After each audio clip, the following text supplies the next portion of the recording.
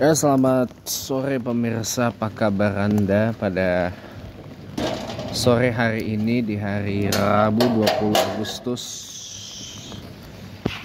2025. Ini adalah Rabu terakhir di bulan Safar 1446 Hijriah.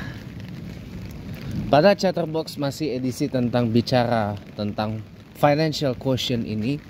Kenapa saya perlu menyampaikan bahwa penting banget kita belajar falas, teman-teman, atau forex, ya. Mau tahu kenapa? Sini saya beritahu Anda baik-baik, ya. Begini, teman-teman, ya. Kemarin kita baru menyaksikan sebuah hashtag atau tagar yang berkibar di media sosial.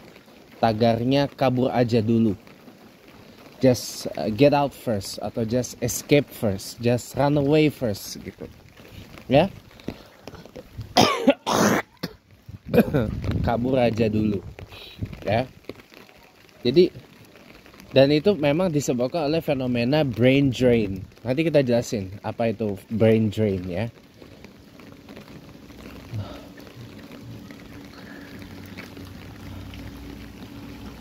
Jadi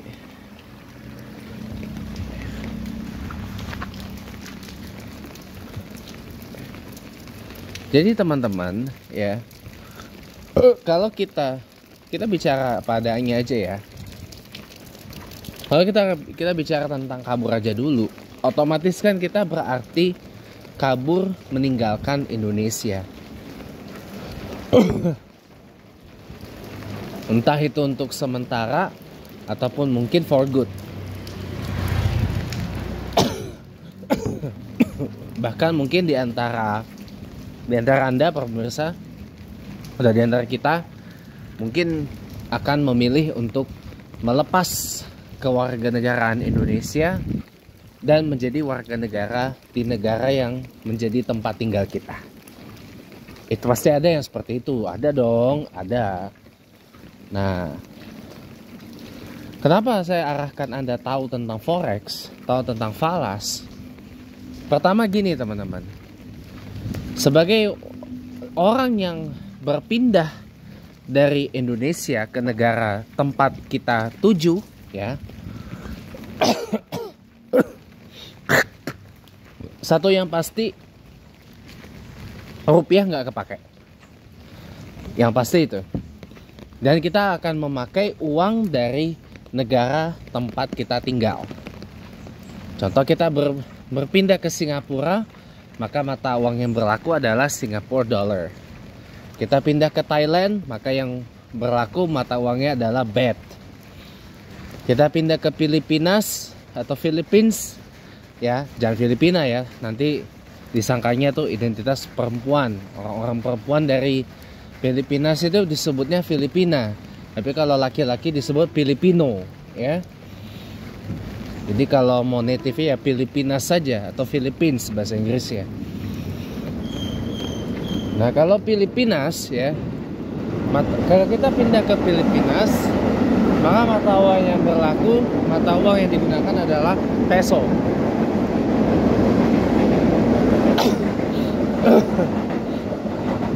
Ya. Kalau kita pindah ke Malaysia, maka mata uang yang berlaku adalah ringgit, ya. Kita pindah ke Australia, ke New Zealand, mata uang yang berlaku di dua negara itu adalah dolar. Dolar Australia dan dolar New Zealand. Kita pindah ke Canada, mata uang yang berlaku adalah dolar Canada.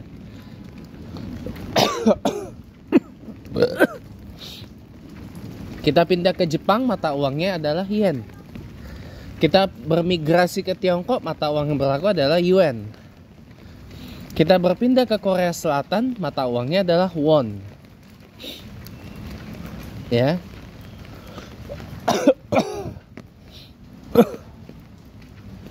Kita pindah ke India, walaupun jarang kejadian, ya. Karena India biasanya jarang dilirik sama orang-orang Indonesia. Mata uang yang berlaku adalah rupiah. Rupiah, tahu rupiah? Bacanya rupiah. Ya, dibaca rupi. Bukan ada yang rupi, ada yang rupi. Tapi yang benar ada rupi. Ya, rupi. Pakistan pun sama. Pakistan juga yang berlaku mata uangnya adalah rupi.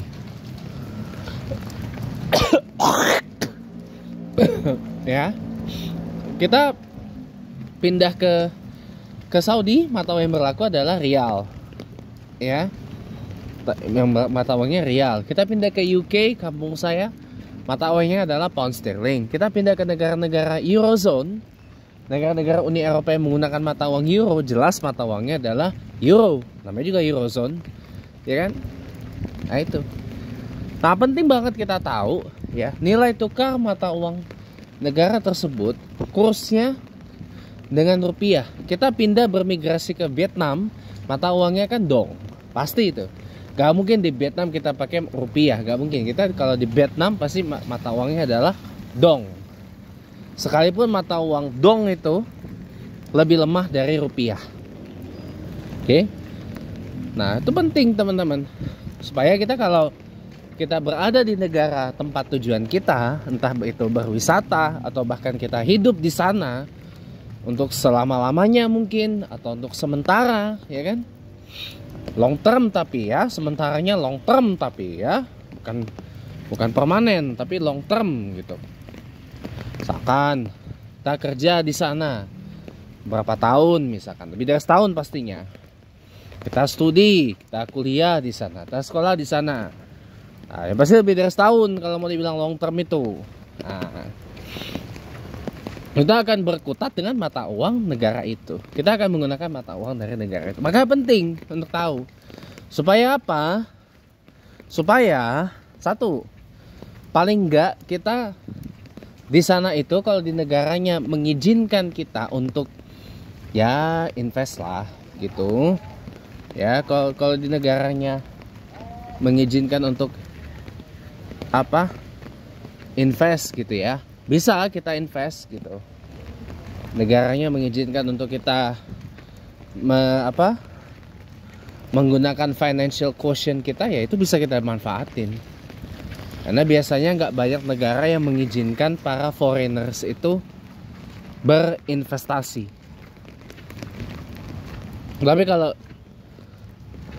Tapi kalau diizinkan, ya mending pakai. Kalau dibolehkan ya, soalnya saya nggak tahu kebijakan bagaimana investor asing bisa berinvestasi di negara itu, ya. Saya nggak tahu. Ya hitung-hitung buat nambah penghasilan. Ya hitung-hitung kalau di sana kita bisa bikin usaha, ya kan, bikin sebuah bisnis yang di own oleh orang asing gitu kan.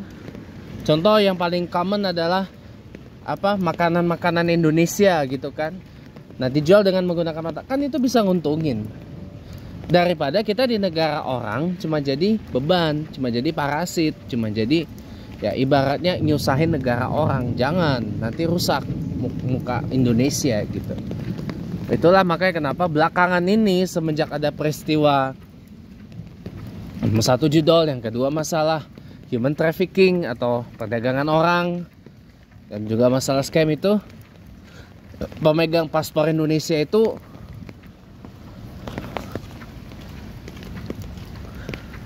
largely ditolak kalau mau masuk Kampuja atau Kamboja gitu.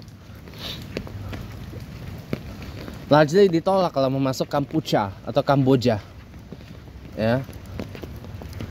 Nggak tahu kenapa, ya. Nggak tahu kenapa kok bisa, nggak tahu kenapa ya. Jadi kita kalau kita mau pergi ke Angkor Wat, ya depending dulu.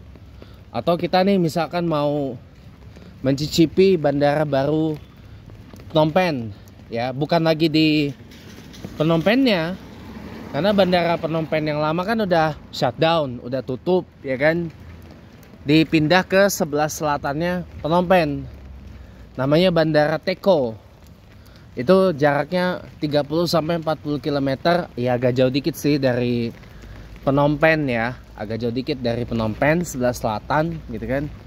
Udah di beda provinsi, udah bukan di area Phnom Penh lagi gitu. Kita mau nyoba Bandara Teko. Bandara Teko, nggak tahu bener ya bacanya. Teko itu apa gimana baca? Saya kurang pandai bahasa Kamboja, bahasa Kampuchea saya kurang pandai gitu. Ya bacanya kalau takut salah saya. Entah Teko atau Teko atau Tuho atau gimana ya, biar ya anggaplah Teko lah ya. Nah, bandara Teko atau Teko di Kamboja, kita mau ngicipin bandara barunya itu takutnya nggak bisa teman-teman. Baru aja dibuka, nanti dibukanya tanggal 9 September 2025 teman-teman. Menggantikan bandara Phnom Penh yang lama. Yang nantinya ke depan bandara Phnom Penh itu konon katanya bakal dijadikan pangkalan militer. Pangkalan militer, penerbangan charter ya. Penerbangan charter, private jet gitu ya. Dan nantinya bakal difokuskan ke penerbangan domestik konon katanya. Konon katanya bakal dialihkan jadi bandara domestik gitu. Sementara untuk penerbangan yang lebih komersil dan penerbangan internasionalnya di bandara Teko itu. Nah, nanti. Yang benar Teko atau Teko, kasih tahu saya teman-teman. Soalnya kalau bahasa Khmer saya nggak begitu nggak begitu bisa. Ya. Teko, samdek Teko gitu. Teko. Nah itu tuh. Teko tuh artinya raja teman-teman, king dalam bahasa Khmer atau bahasa Kampuchea itu. Bahasa Kampuchea. Nah, itu. Ini nggak bisa teman-teman.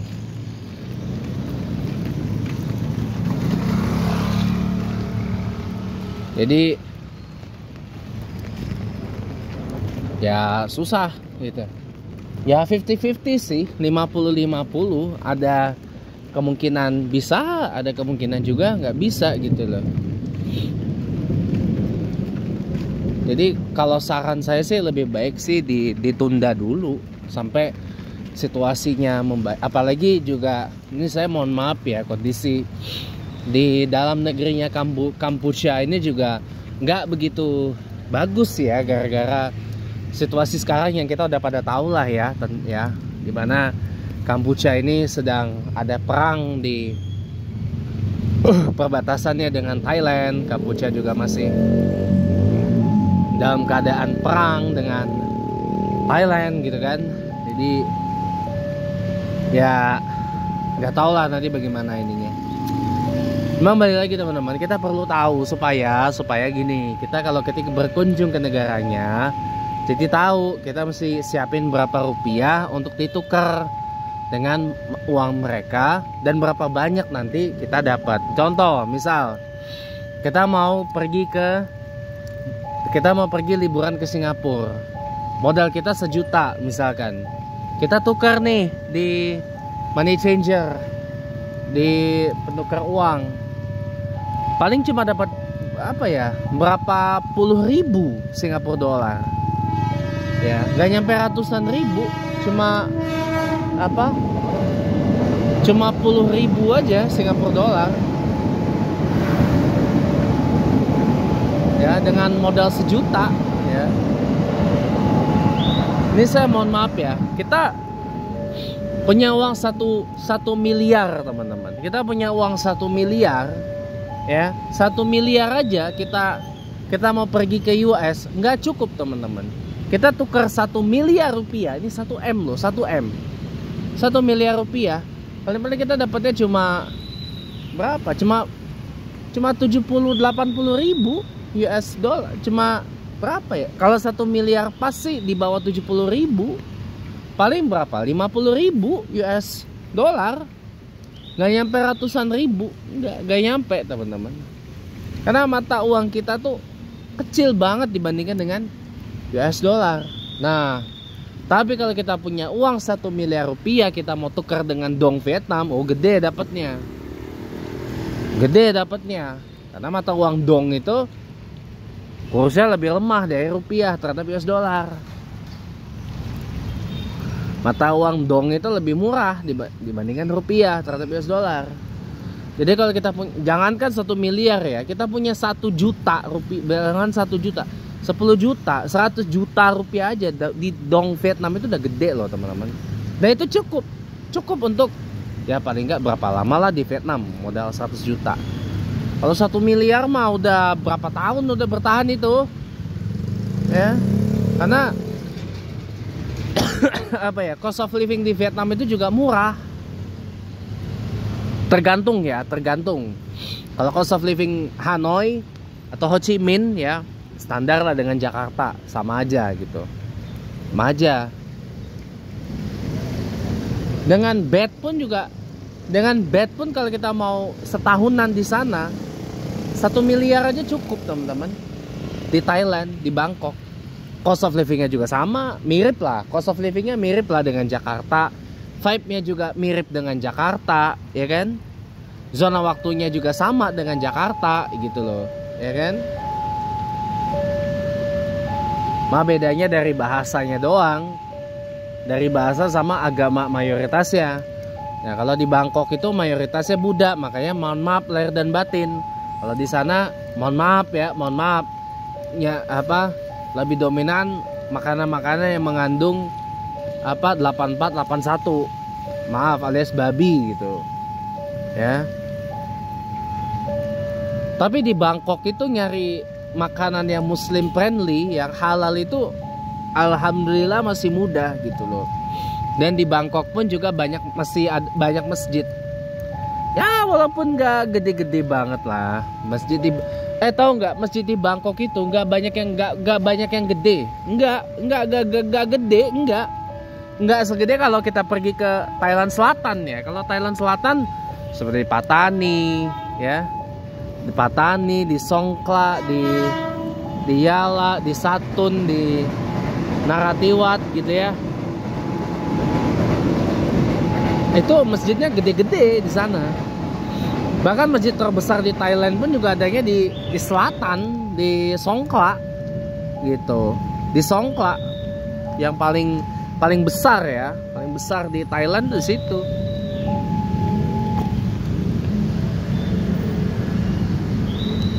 Kalau di Bangkok masjidnya tuh ya kecil-kecil lah gitu. Ya kalaupun gede ya paling segede Al-Karim, segede As-Saadah, segede As-Salam tuh di sana di Petukangan ya. Cuma segitu doang gedenya. Karena kan Bangkok itu kan mayoritas Buddhis ya gitu. Nah, tapi biar kita nggak jadi beban di Thailand, misalkan di negara tempat kita tuju ya. Pertama, teman-teman, saya beritahu Anda, kalau mau stay long term bahkan permanen di sana, ya pertama cari pekerjaan yang memang memungkinkan untuk foreigner. Kalau kita nggak pengen renounce warga negara Indonesia, ya. Yang kedua, cari aturan yang negara yang memungkinkan foreigner itu punya bisnis, punya usaha. Mau itu milik sendiri ataupun JV, joint venture dengan orang setempat. Jadi paling enggak ya kita di sana tetap dapat pemasukan gitu loh. Nggak rely on tunjangan, nggak rely on apa itu namanya, nggak rely on social security ya, nggak rely on social securities yang mereka punya gitu. Jadi ya paling kita bisa mandiri lah gitu. Cari juga ininya, aturan izin usahanya, izin bisnisnya.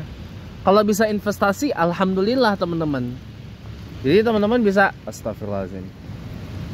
Jadi teman-teman bisa tahu gitu. Karena setiap bursa saham itu beda-beda kebijakannya. Misalkan satu lembar itu berapa lot. Nah, kalau di Bursa Efek Indonesia atau IDX kan satu lot 100 lembar.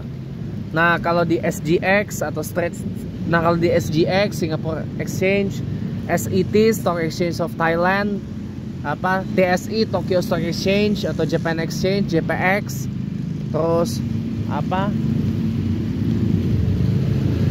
Korea Exchange KRX atau KOSPI ya. KOSPI itu stoknya. Bursa efeknya namanya KRX gitu.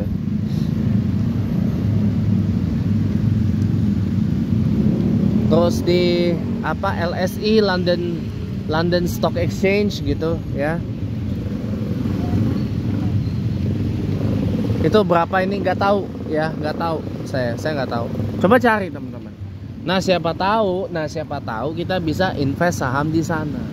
Syukur-syukur invest saham blue chip di sana, modalnya ada gitu loh. Modalnya ada cukup, alhamdulillah kan lumayan untung. Jadi gitu. Jadi kita di negara orang tuh nggak terlalu ngerepotin lah gitu, nggak terlalu ngerepotin gitu. Dan orang pun juga seneng. Dan negara juga seneng. Kita tuh ada lah kontribusinya ke negara itu gitu loh. Jadi jangan ibaratnya mentang-mentang sekarang Vietnam lagi powerhouse di Asia Tenggara gitu ya. Thailand nyalip ekonominya Indonesia gitu ya. Singapura ekonomi nomor 1 di ASEAN gitu. First world lagi. Tuh ya. Kemudian di negara-negara first world, mentang-mentang ini kita kerja, kita ini uangnya banyak gitu ya. Terus jadi ini, enggak lah, enggak gitu juga. Nanti kalau kita mesti pegang keluarga negara di Indonesia, nanti rusak muka kita, muka Indonesia. Jangan gitu teman-teman, jangan gitu. Makanya perlu persiapan. Teman-teman ya. Terutama soal duit. Nah, gimana cara dapat duit di negara orang, itu yang paling penting. Pertama kalau masih belum cukup modal usahanya, ya paling kita cari kerja dulu lah yang memungkinkan buat foreigner gitu. Yang kedua, kalau foreigner bisa bikin usaha, bikin bisnis, jalanin aja. Atau bisa invest di hedge fund atau reksadana yang bisa buat foreigner.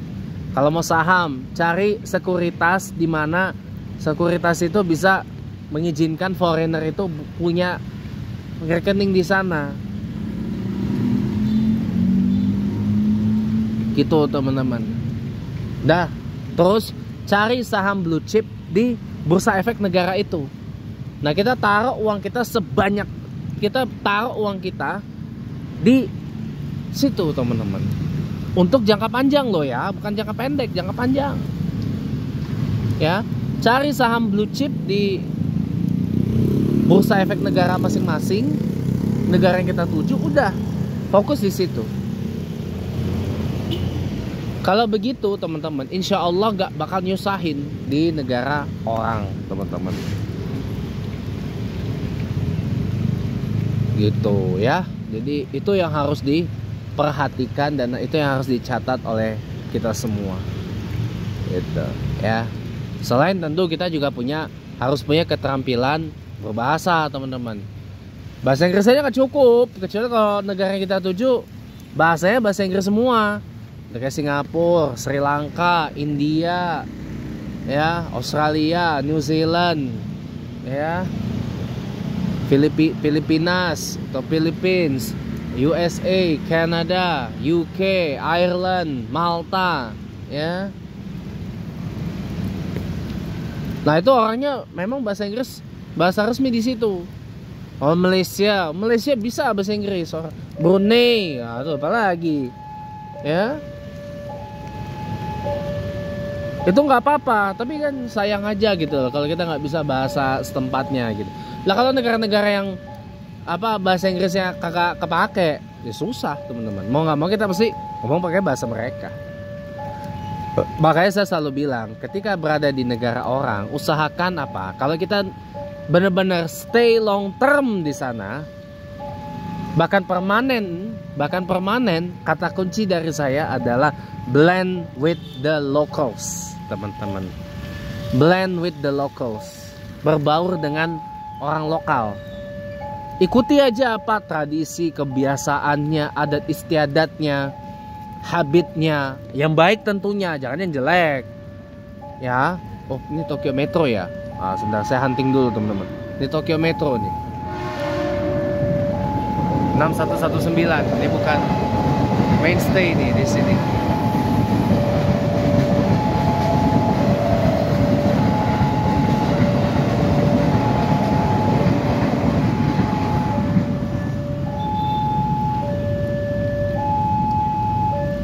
Jadi gitu teman-teman, ya.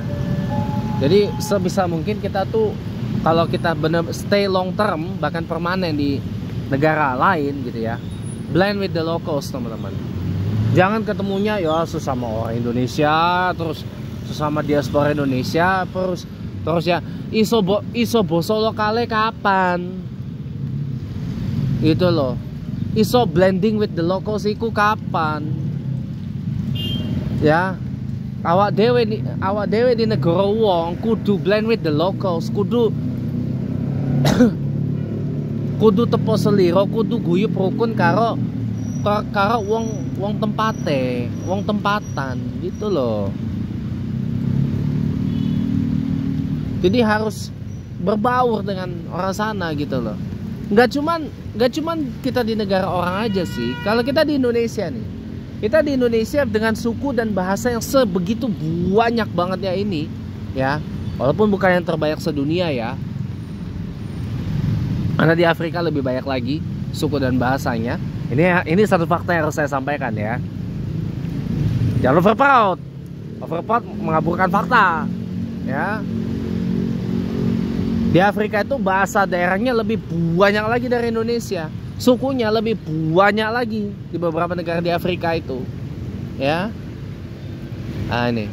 Contoh misal kita berpindah dari Jakarta ke tempat yang isinya wong Jawa KB. Misalkan di mana? Di Semarang, di Solo, di Klaten, di Magelang, di Surabaya, di Ngalam, Malang, Banyuwangi, tempat orang osing. Ya. Di Jember, atau di Situbondo atau di mana yang banyak wong Jawanya, di Jogja gitu. Ya, usahakan blend with them walaupun mereka bisa bahasa Indonesia, tapi gak ono salahe awak dewe belajar bahasa Jawa. Komo, ngoko ya. Kalau sama orang tua ya komo lah biar ben sopan. Kalau karo wong tua bosone boso ngoko ya gak etis, gak ora apik. Gak apik itu loh. Kurang elok lah, kurang etis gitu. Tapi kalau ke sesama bahasa ngoko ya monggo gitu. Bahasa Jawa ngoko ya monggo gitu. Sama aja kayak di Jakarta nih. Di Jakarta supaya kita bisa blend dengan orang-orang Betawi, walaupun mereka bisa bahasa Indonesia, tetap aja kan belajar bahasa Betawi itu kan suatu kebanggaan, suatu pride, suatu bukti bahwa gue bisa loh baur amelo itu. Saya nih gedenya di kampung Betawi teman-teman, di Mampang Perapatan gitu loh. Makanya penting saya financial quotient ya, juga kemampuan language skills itu penting. Nah ini masuknya dalam intelligence quotient gitu. Itu penting teman-teman. Kalau nggak bisa ya kita belajar. Kayak kita di negara orang nih, gak ada salahnya kita keluarin uang kita investasi belajar bahasa negara mereka. Pak, emang ada pak misalkan di negara-negara yang omongnya bahasa Inggris gitu ya, ngomongnya bahasa Inggris, ada gitu pak tempat buat belajar bahasa Inggris? Haha, ada teman-teman, ada. Siapa yang bilang nggak ada? Siapa yang bilang nggak ada? Ya, di negara-negara yang menetapkan di negara-negara yang menetapkan bahasa Inggris, entah itu sebagai bahasa nasional, bahasa resmi, atau bahasa yang diakui, atau bahasa lain gitu ya. Kayak tadi lah contoh di negara-negara yang saya sebut tadi. Ada nggak kursus atau course buat belajar bahasa Inggris? Ada teman-teman. Ada, bukan ada bang, ada teman-teman. Kalau kita aksennya mau kayak aksen mereka, ada tempatnya teman-teman. Kita di Australia pengen aksen English kita kayak orang Australia, ada tempat training course untuk itu. Kita di New Zealand, di Canada, di Canada, di USA, di UK, di Ireland. Kita English aksennya mau seperti mereka. Aksen nggak ada tempatnya teman-teman. Makanya keluarlah duit untuk itu. Apalagi di negara-negara yang nggak bahasa Inggris, nggak ada salahnya kita belajar di tempat mereka. Investasi ada kok banyak. Siapa yang bilang nggak ada? Siapa yang bilang nggak ada? Ada teman-teman. Ada. Itu juga bagian dari investasi, leher ke atas teman-teman. Belajar menguasai bahasa asing itu termasuk investasi leher ke atas, teman-teman. Belajar bahasa daerah di Indonesia itu juga investasi leher ke atas, teman-teman. Supaya apa? Kalau kita misalkan nih ditugaskan ke daerah-daerah di Indonesia, atau kita berpindah, misalkan kita udah bosen nih di Jakarta, pengen pindah ke daerah lain, paling nggak kita mudah berbaur dengan orang lokal. Misalkan kita pengen pindah ke Bandung, dengan orang Sundanya gampang kita baurnya, ngomong aja pakai bahasa Sunda ya. Jangan cuma kumaha damang, atur nuhun, atos, muhun. Banyak bahasa Sunda yang lain. Tapi ingat-ingat teman-teman, ingat-ingat kalau bahasa Sunda, kalau kepada orang tua, Sundanya Sunda halus, teman-teman. Jangan kasar, nggak etis itu. Tapi kalau ke sesama pakai Sunda kasar mah nggak apa-apa. Kalau ke sesama pakainya aing atau sia, nggak apa-apa. Tapi kalau ke orang tua ngomongnya aing atau sia, dikeplak yang ada. Jangan, pakainya abdi. Sama satu lagi apa tuh yang halus ya dari sia tuh.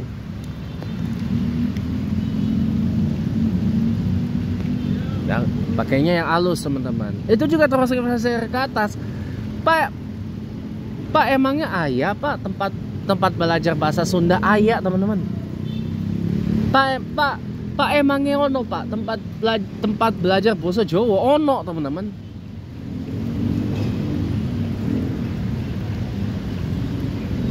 Ada. Ada. Jawabannya sederhana. Kalau nggak tahu, tandanya males nyari. Ya percuma scroll HP cuma buat apa yang nggak karu-karuan. Percuma scroll HP cuma buat nontonin gimmick-gimmick, nontonin artis, nontonin cewek yang payudaranya gede, atau cuma buat ngeliatin ikan, liatin taman, liatin tanah apa segala macam itu. Ngapa? Kan ada mesin pencari. Ya kita cari, kita tanya sama Google, kita tanya sama Bing, kita tanya sama Yahoo. Masih ada yang pakai Yahoo ya? Masih? Gua pakai. Ya. Tanya gitu, Pak, tanya, ada nggak ini tempat belajar bahasa Jawa? Ada, teman-teman. Di mana? Ya cari. Supaya kalau kita ditugasin ke daerah-daerah orang yang ngomongnya pada bahasa Jawa, enak kita baurnya. Gitu, teman-teman. Ya. Jadi saya kira, nah ini teman-teman ya. Ini belajar bahasa asing itu termasuk investasi leher ke atas, teman-teman. Selain kita belajar gimana caranya kita berbisnis, gimana caranya kita berwira swasta, gimana cara cuan, gimana cara investasi falas, gimana cara investasi saham, gimana cara